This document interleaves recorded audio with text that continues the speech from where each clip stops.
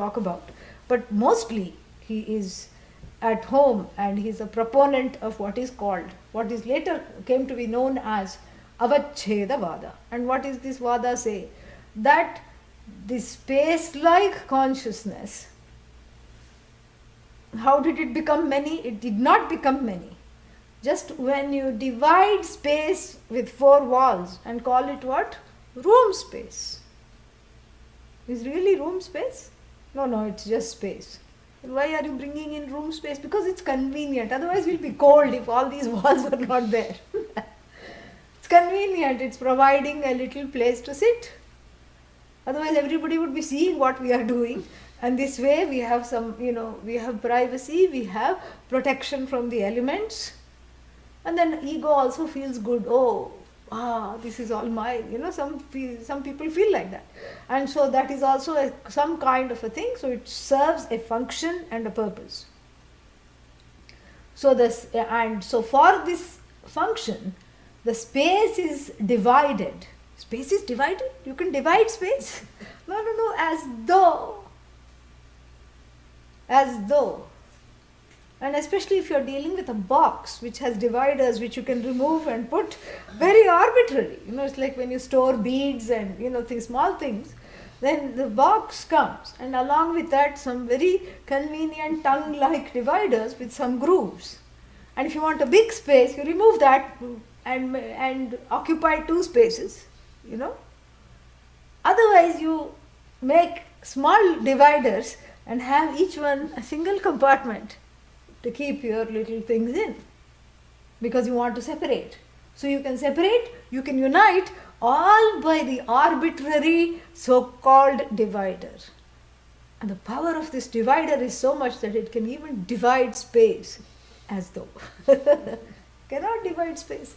Space is indivisible, it's impartite, it cannot be partitioned. But the so-called divider is a mithya entity. Mithya entity means it is not really dividing space. It appears to be dividing space. Even in our everyday example, we can see that the pot space, this pot space and that pot space. So this pot space, small pot space, big pot space, fighting pot space, crack pot space, all the pot spaces, which so-called supposedly depend on their sizes, really speaking what? Pot is in space, space is not in pot, we can see that. So this is what is called Avacheda Vada.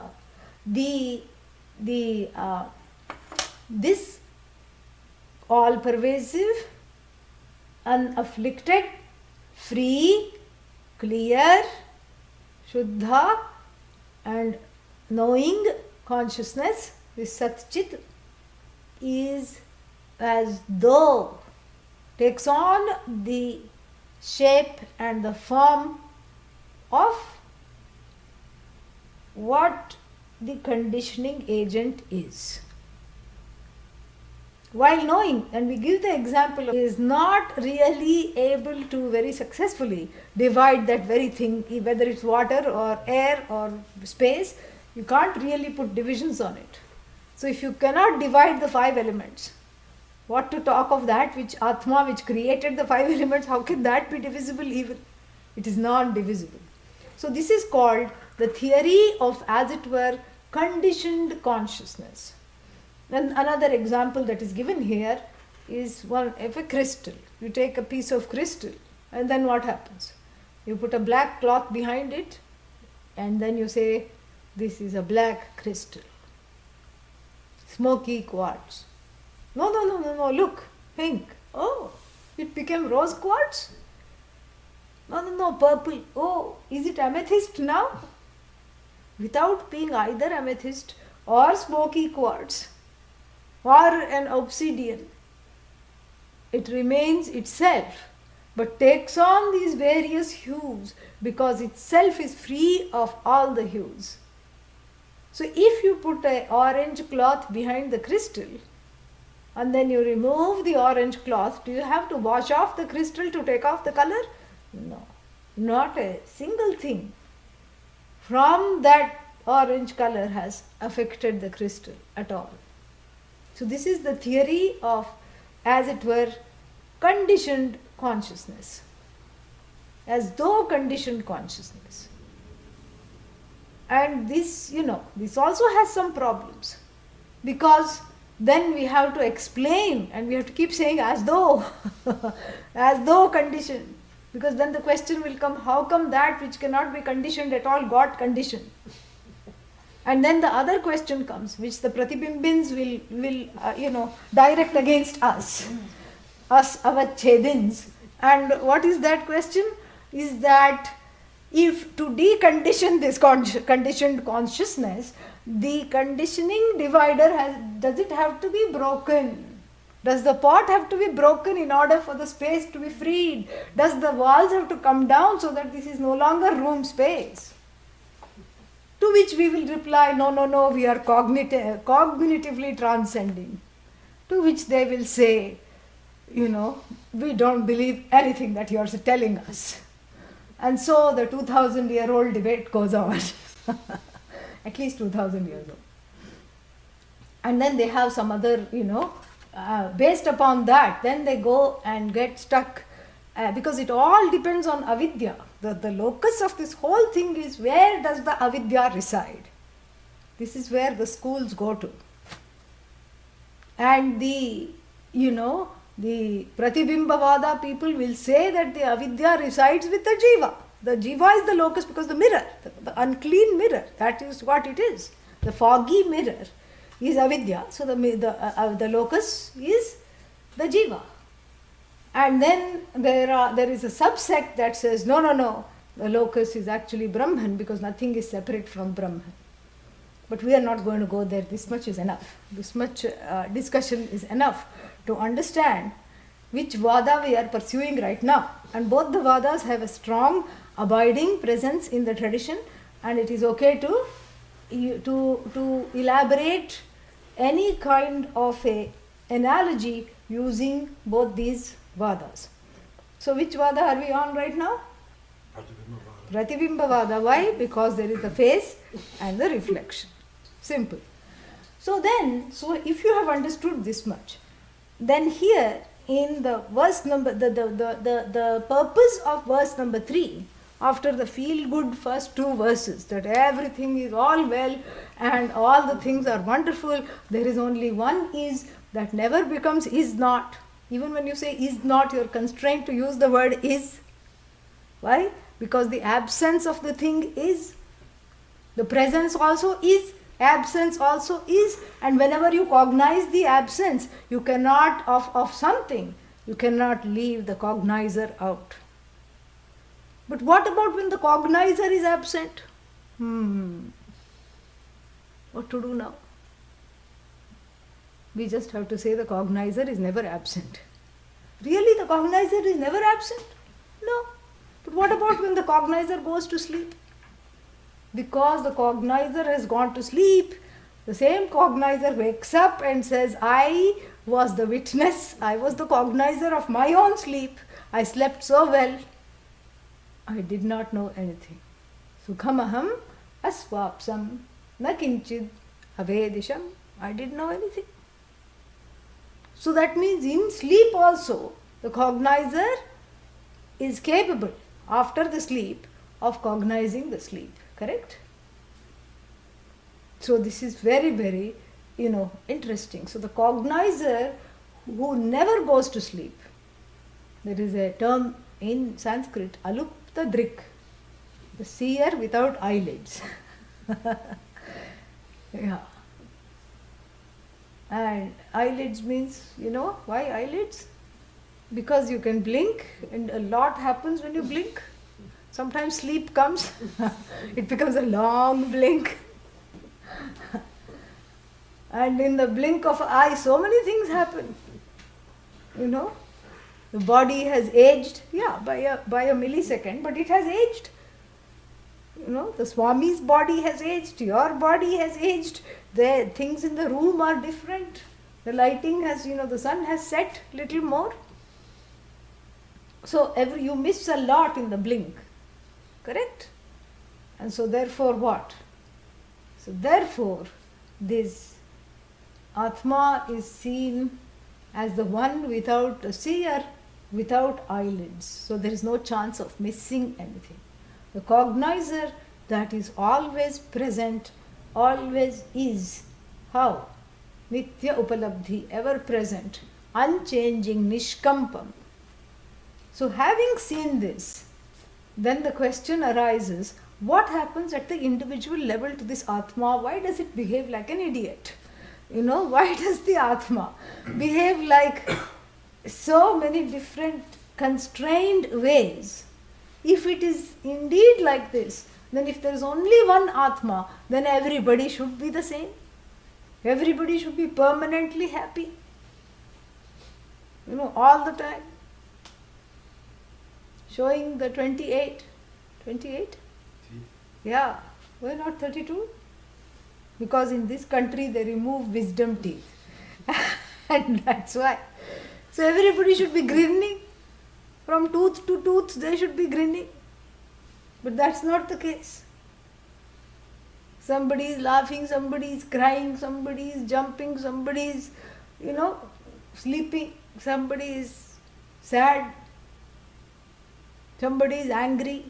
What accounts for these differences? And that is what we just answered.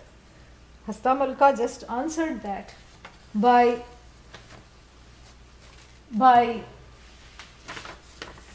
the third verse. Mukhabhasakaha, the face in the mirror, darpane, in the mirror, which is seen, drishyamanaha, is not separate from the face itself. The reflected face is the same as the real face. We can use the word real here. The reflected face is the same as the real face. But then, because there is no other face other than that one face, there is no other thing other than that one face. Similarly, what is this sad, happy, happy, sad, complaining, angry, upset, stressed, sleepy, creepy individual? What is this individual other than just that consciousness alone, reflected through the various states of the minds or the various buddhis? Dhi here can be taken as buddhi, better to take it as antahkarana, the whole inner instrument, the mind. So basically the mind alone is the factor that distorts this reflection. First there is a universal distortion, and then there is a specific distortion based on the upadhis. What is the universal distortion? Is that which is limitless is seen as limited. That is the universal distortion. And then the specific distortion based on I am this tall, I am this big, I am man, I am woman, I am dog, I am cat, all these, wherever one places the I, the specific distortion to that upadhi comes. Nobody loves me. I mean, these are all universal, but still there are some specific flavor to that, like North Indian food and South Indian food, they have specific flavors. So like that.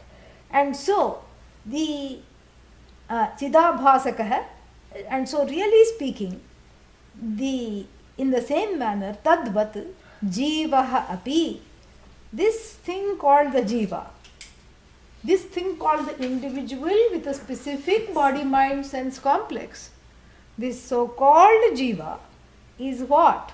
Is just Chit alone, is a reflection of the consciousness obtaining in the intellect, in the antahkarana. The reflection of that consciousness alone this Jiva is. Oh, that's all? Yeah, that's all.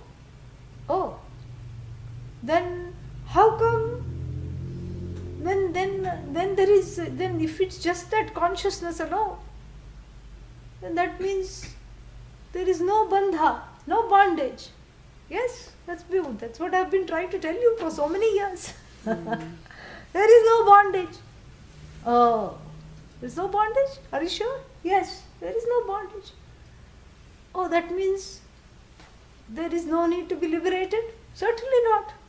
Because if there is no bondage, why should there be, you cannot say free me from what? Nothing. There is no bondage. So if there is no bondage, is there need for liberation? No. Don't look so doubtful. It's not a trick question. If there is no bondage, there definitely needs to be no requirement for liberation. And yet we sit, listening to the teaching. And what does the teaching do? Liberates. Ayyo. So there is no bondage, correct? So the bondage is as real as the distortion itself, correct? You agree with that? So if the bondage is not there, distortion is not there, then the bondage which is based upon those distortions is also not there. And if the bondage is not there, then what is the need for the liberation? That is also not there. Need for liberation, nasti. Correct? And if the need for liberation not there, then the teachings of 5,000, 10,000-year-old Upanishads become redundant. Already nobody is studying them. And imagine if this were the case, that really there is no bondage, no liberation needed, then the Upanishads and the Bhagavad Gita and even this Hastamalaka stotra will all become useless. And all the teachers will be out of a job. Because there is no teaching going on, no bondage, no liberation. Correct? But that's not the case, correct? But that's not the lived reality of most people. Everybody is going Trahimam, Pahimam, Adi Bhagavo Brahma. Oh revered one, teach me about Brahman. Adi Bhagavah Brahma Vidyam Varishtham Sada Sadbhihi Sevyamanam Nigudham. Various Upanishads have various ways of asking for, the teaching. So still people are coming, still people are coming and attending the classes. Why? There must be some reason there. I haven't understood this Pratibimba theory very well. What should we do? I think we should go to the next verse.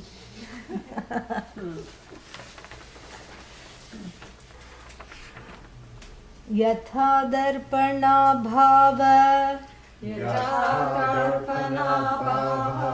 abhasahano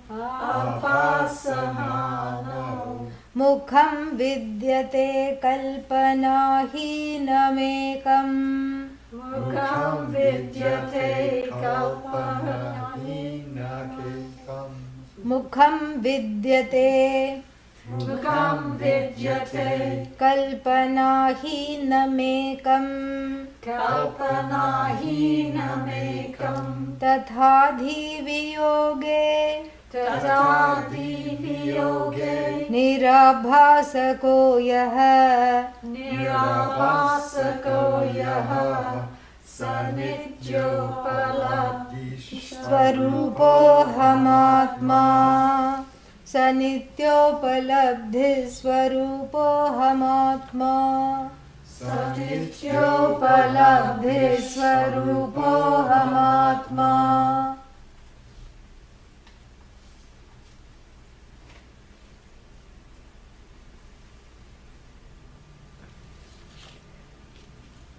So, yatha. Yatha means what? Just as. Darpana abhave. In the absence of the mirror. Abhasa hano. What happens when there is no mirror? What happens to the face? Reflected face? No face. Yeah, face off. Okay? No mirror, no face. Don't say no mirror, no face. Face is there, but the reflected face, nasti, is not there. Correct? Yeah. So when you take away the reflecting medium, what happens to the reflected face? Bye-bye. Gone. Bye-bye reflected face. So this is a very funny verse and a funny example. So we just have to, you don't have to read too much into it. It's very straightforward. So if you can make it complicated, but I suggest you don't. So, yatha darpana abhave, in the absence of the reflecting medium, the reflection ceases to be. Abhasaha, now, when the reflection ceases to be, then what happens? Tada, kimasti, mukham vidyate kalpanahinam ekam. Then what remains when you take away the mirror? The reflected face goes away, correct? What remains? The face. Abba, thank you. The face. Okay. What remains is the face itself. Which face? The original face. The face remains. How does it remain? Free of the distortions that came along with the mirror. Kalpanahinam ekam mukham vidyate. One face alone remains, which is free of kalpana. Here means projections. Free of imaginary projection. There is a dot here, there is a spot here, there is what not here, all these things.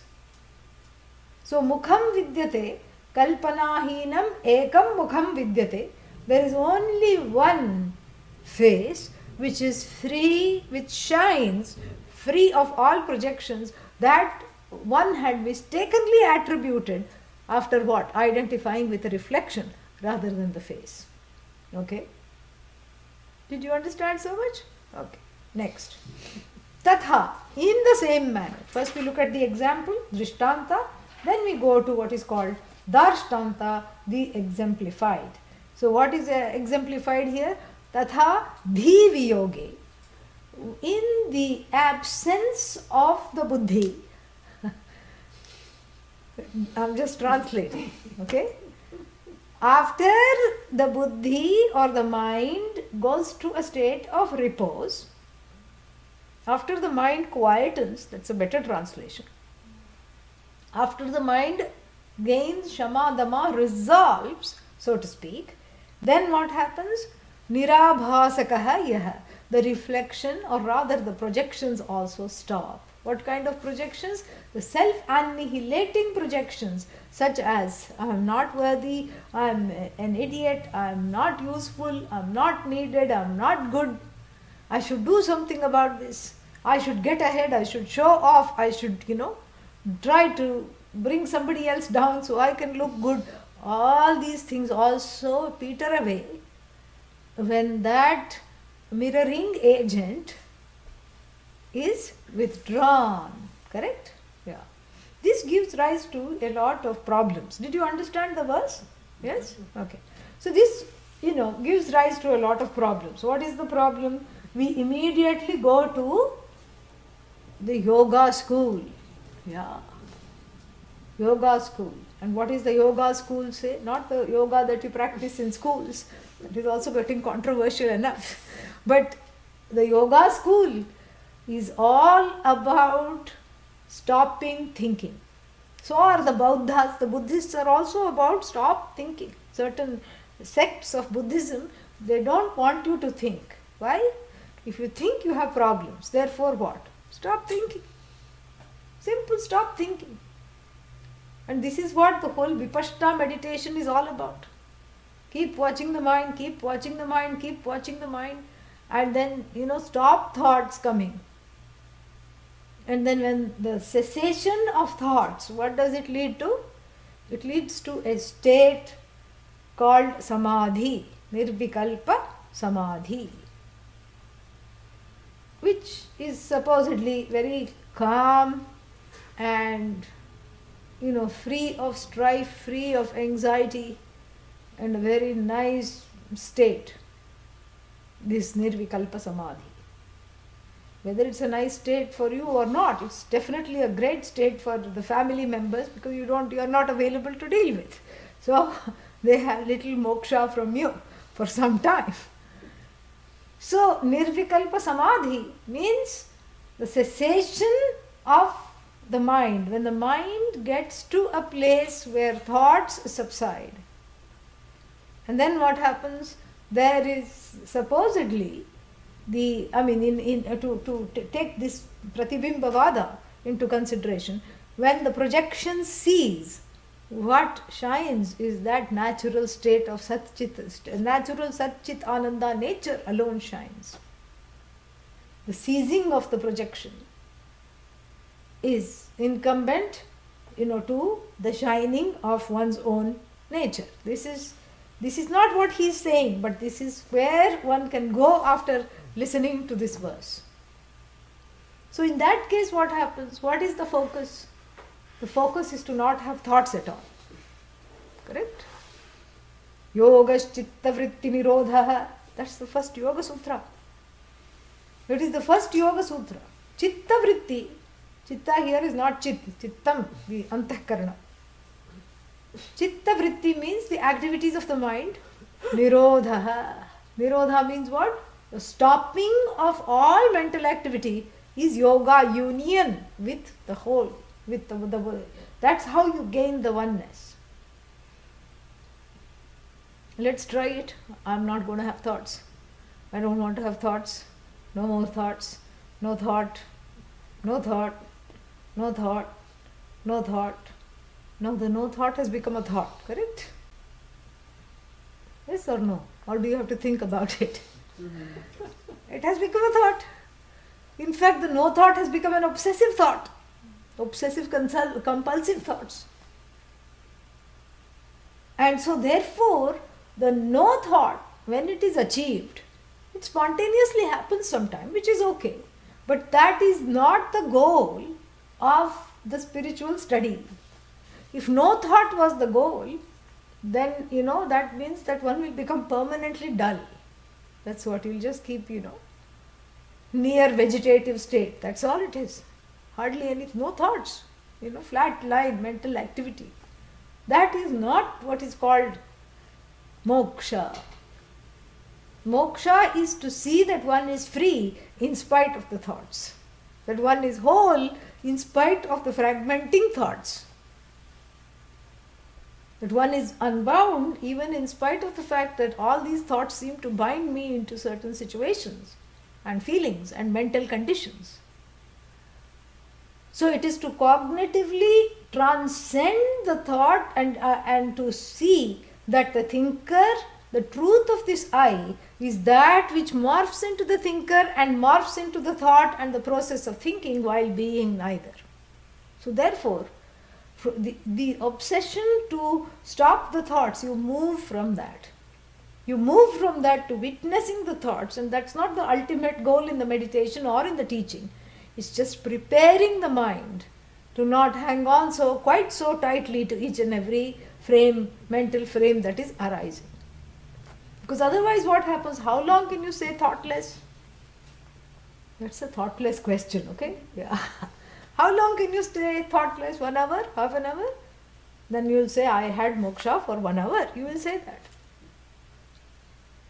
And if no thoughts are there, what will come is sleep. Most of the time that's what happens.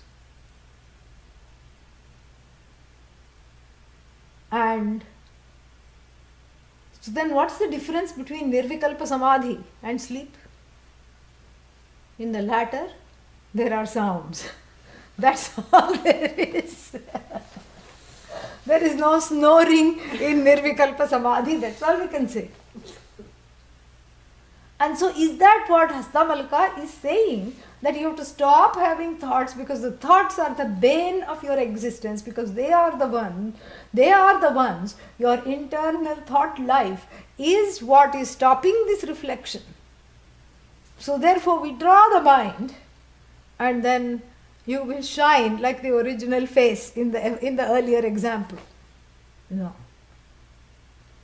So it's the question of withdrawing the mind. Here is not to be taken literally. It's a figure of speech. And that is going to be described in the next verse very shortly.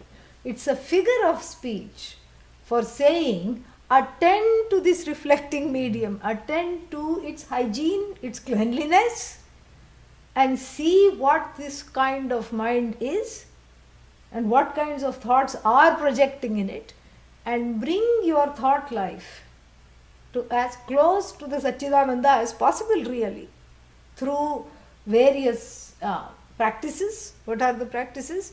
Karma yoga, bhakti, karma, all these things. Karma yoga includes bhakti.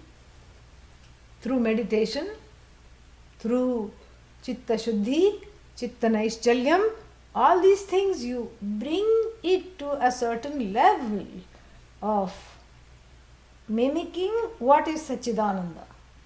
And at the same time you are studying this teaching, and the teaching itself is sculpting the receptacle. Yeah. The teaching itself sculpts the receptacle so that the truth of oneself is seen differently. The vision is internalized differently. And so this is what he is trying to say. He is not saying that the whole mind should come to a standstill. And if you take it that way, then we are into all kinds of problems, because then moksha becomes temporary. Then we have a situation called anirmoksha prasangaha, where the moksha becomes an impossibility. Liberation becomes an impossibility because of what? Because of the fact that it is temporary. So this verse answers the question, if the liberation, if there is no bondage, then why are we pursuing the teaching?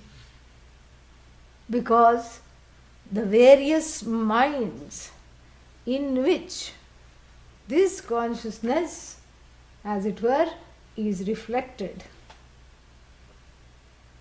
leads one to identifying with the reflection.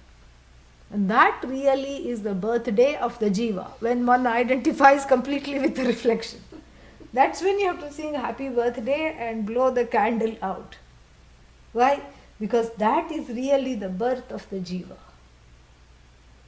The birth of this individual, the one in many thoughts, in many hearts, in many antakarnas, is immediately correlated.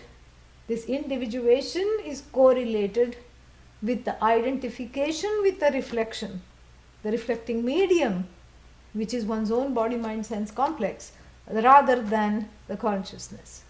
So the I which was placed in consciousness has been misplaced in this severely conditioned, limited, as it were, body, mind, sense complex.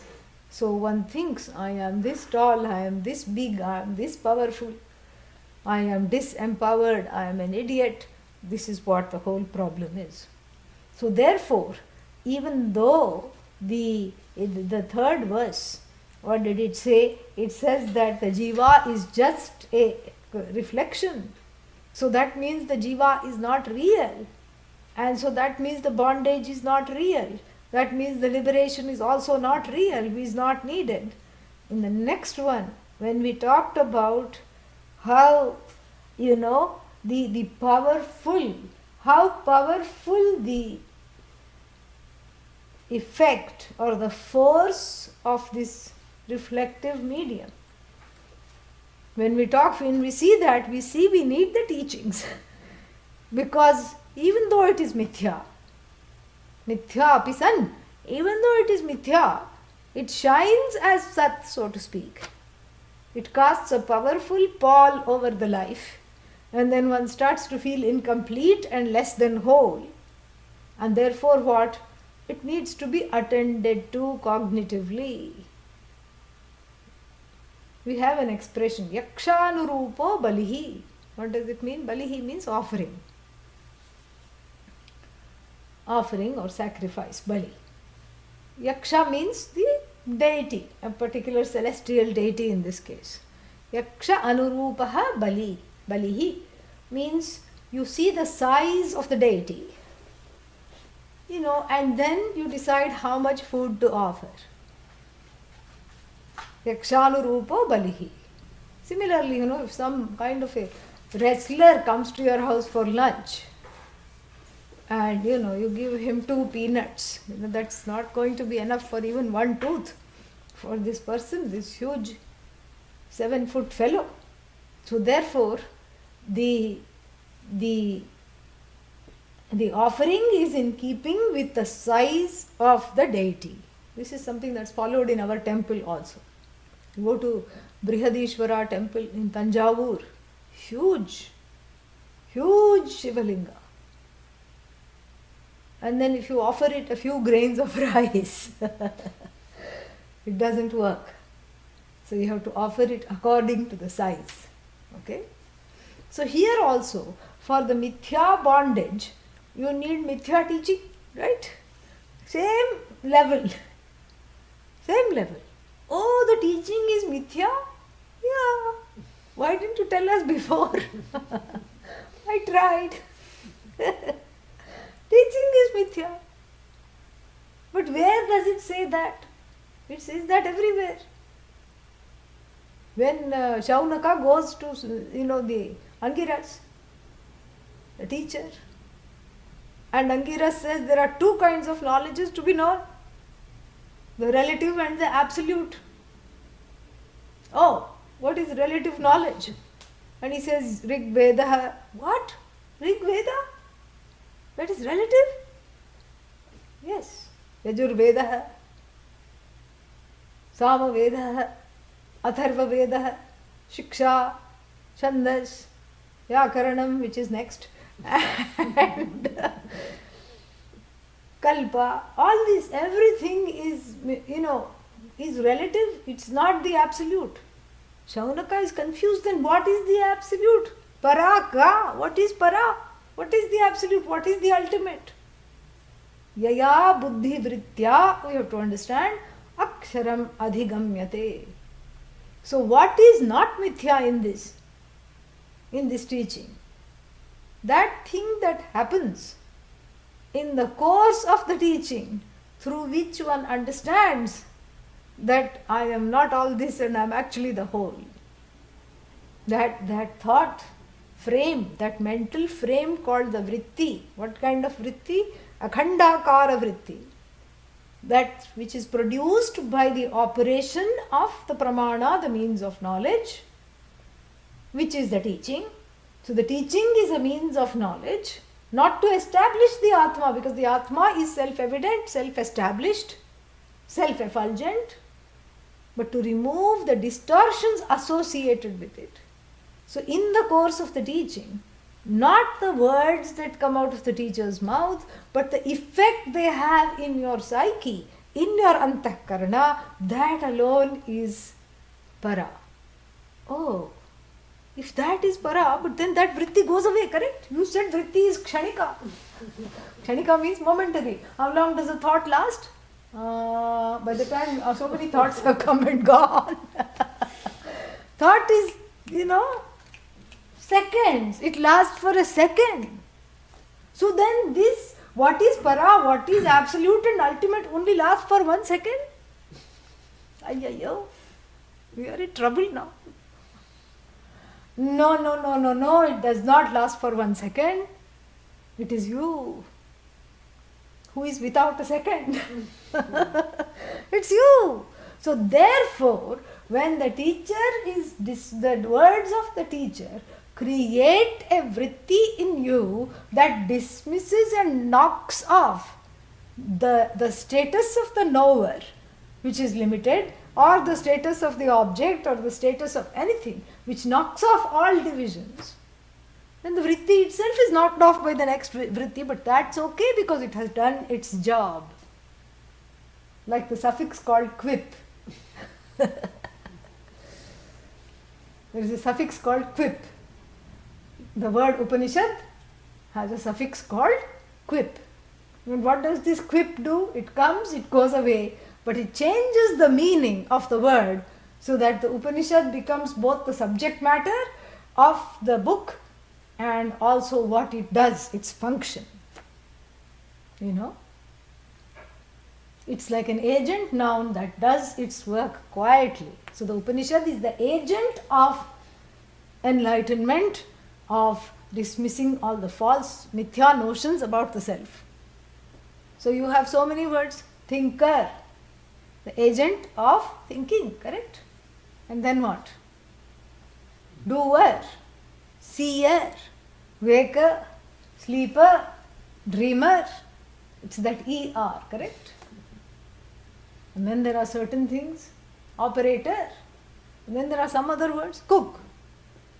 One who cooks is cooker. That which cooks is a cooker. Yes, you can say pressure cooker. But not one who cooks is not a cooker. What is the one who cooks? Cook. What happens to the ER? Silently it has gone away. It has done its job. It has quipped its way out. It has gone away.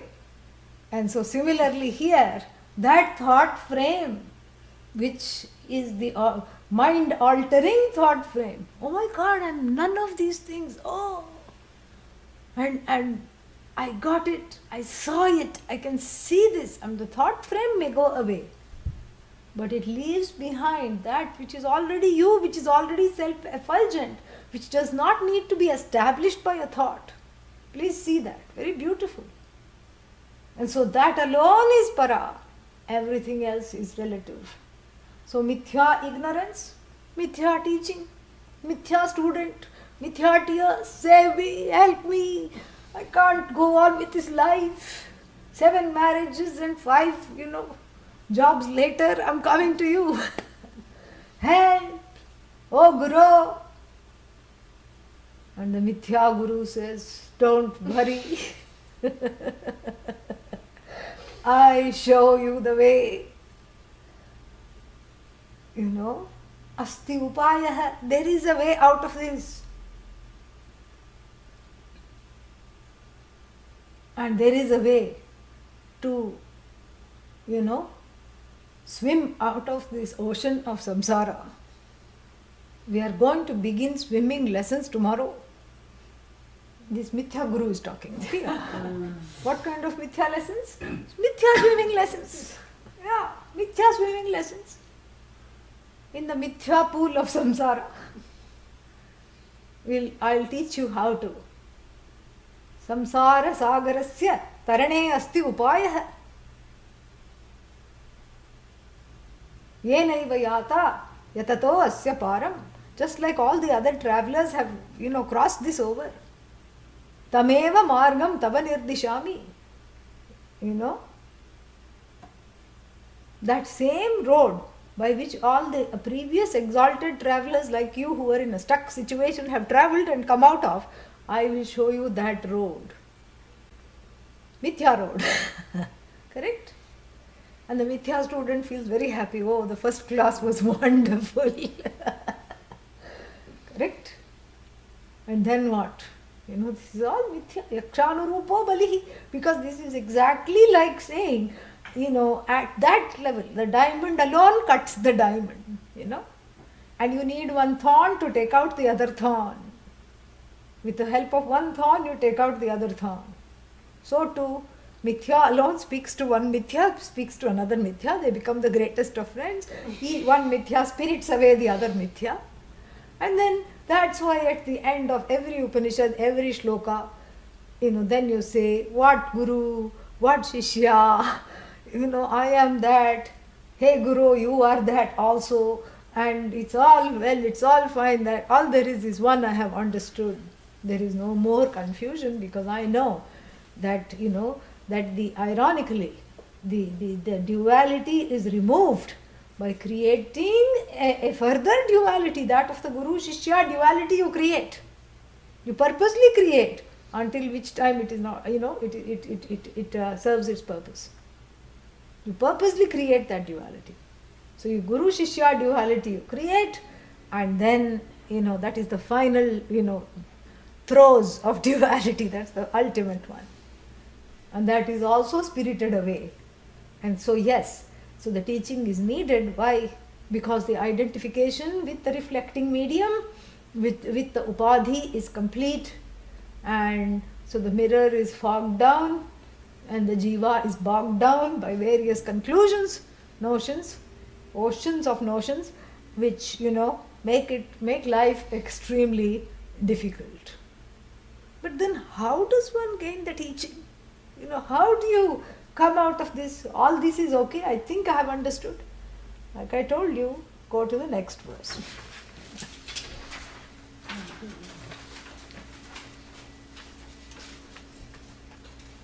Manaschakshuradirviyukta swayam yaha.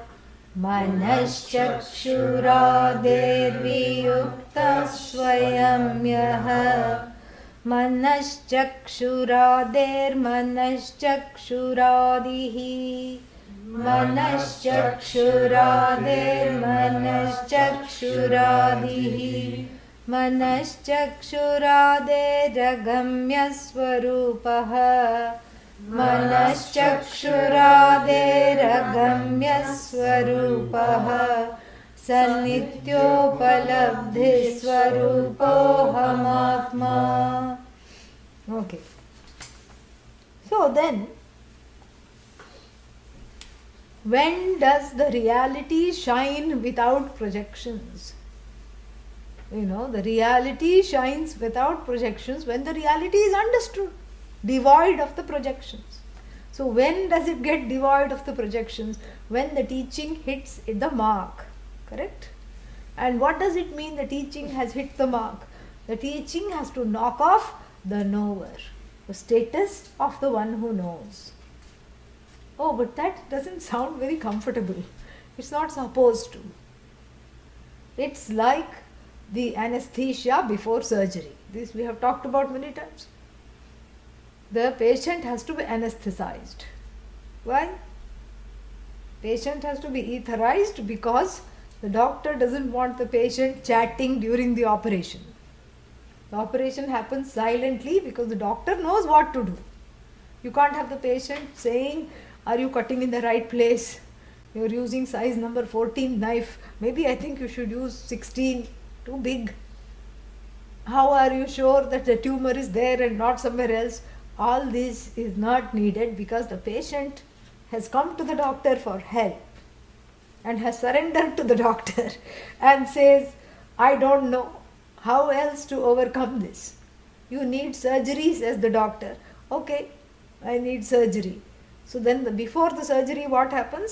Anesthesia knocks off the one the entity completely, knocks off the entity, and then the entity is brought back, so to speak, after the surgical procedure has been completed. Take a cataract operation, same thing. So the anesthesia is given, whether it's local or global doesn't matter, but some anesthesia is given, and then after that the patient is removed to a resting place and then comes out of this medically induced sleep called anesthesia. So here also the guru's job, the teacher's job, is to knock off the notions the associated with the person, which is not as easy as it sounds. And why? Because the notions have got stuck. They are habitual notions. Some are familial notions. Everybody in my family called me an idiot, so I started to believe it, And some are ancestral notions. Some are, past life notions. They are also there. Some predilections and tendencies. There are so many notions. It just cannot be. You cannot sort of take each notion and try to dismiss it. Because if you dismiss each notion, then you will be here all day, and then the teaching cannot be universal, it will become so particular. And also if you dismiss one notion, the other one will rear its head. So therefore what do you dismiss? You dismiss the holder of the notions. And the notions scatter away, correct? It's like all these cockroaches hiding under the couch. And then what do? You remove the couch. You lift the couch up and put it somewhere else, Then what happens to the cockroaches? Oh, whoa, there's no shelter. There's no more the shelter for me to just lurk under this thing. So I have to find a new place. I have to just go. I have to scurry away. Don't worry about finding the new place. Scurry away. Yeah. Even in the first teaching, the cockroaches of wrong projection find a new place to sit. And that's why there is another Upanishad. And that dislodges the cockroach-like notions somewhere else. And why do I liken the wrong notions about oneself to cockroaches? Because they have a staying power. Even the Hiroshima could not destroy them. The atom bomb, after that what they found were cockroaches. They have staying power. And they are very ancient, just like these notions. And they thrive in the dark, in the unenlightened mind. It's a wonderful place, a breeding ground for these cockroach, and they are very annoying. Nobody likes them, nobody wants them, they are unhygienic. They are horrible, they bring diseases. Bhavaroga, samsara disease. They bring these notions. So therefore the analogy is very apt. And so the mind which is couching these notions, you lift it up to Brahman, you say this, you are this Brahman. Then what happens to the cockroaches? All these notions, they just scurry away. So here, yatha dhi viyoge in the previous verse, it doesn't mean that the mind is put to rest. The mind is enlightened. The ego is lightened of the burden of carrying these notions. And the cockroach-like wrong notions attached to the self scurry away without a hiding place. And so therefore, that is how the teaching proceeds. And this is what is required to go further into this knowledge, is to assimilate this teaching so that one understands this properly, and then one can look into what all the other things after the knowledge has been gained. If there are certain questions or doubts, etc., how to remove them, that will also be addressed not in this verse but in the next one. But this one we'll just briefly look at. Manaha chakshuhu adihi adehe viyuktaha. That consciousness which is ever present, which is devoid of the mind, doesn't have the Atma, doesn't have eyes, Atma doesn't have mind. It is just presence. It is a sentient presence which at once obtains as the I. And then manaschakshurader manaschakshuradihi, that which is in fact the eye of the eye, the mind of the mind, the senses of the senses, that which allows the senses to operate without having any sense itself. And then manaschakshuradehe agamya swarupaha, that which is not ever objectified by the senses, that Atma, that I alone am. This we will see next week. Om Purnamadah Purnamidam Purnat Purnamudachyate Purnasya Purnamadaya Purnameva Vasishyate. Om Shanti Shanti Shanti. Harihi Om Shri Gurubhyo Namaha. Harihi Om. Any questions are there? Video is getting stuck.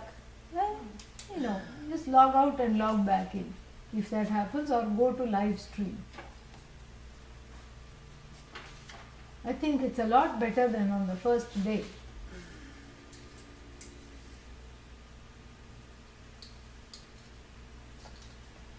Any questions? Yes. So I noticed at first, like, the mind wanted to know, well, how did this all get started anyway? And then of course it was like, oh, it then clicked into like, oh, I know I don't need to know exactly. And then, so the idea is to not like be worried about killing off the mind, is to know that I'm not the mind. Exactly. Yeah.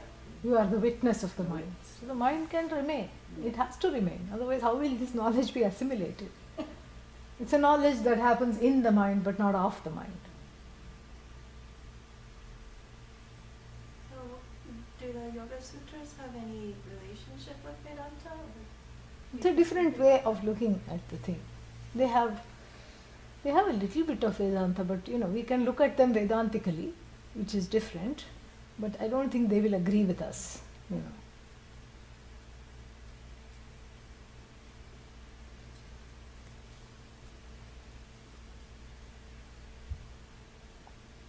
Avachedavada makes more sense. Look, the brick is a lovely concept. Yes. Avachedavada makes more sense because I am biased towards it. I probably presented it better.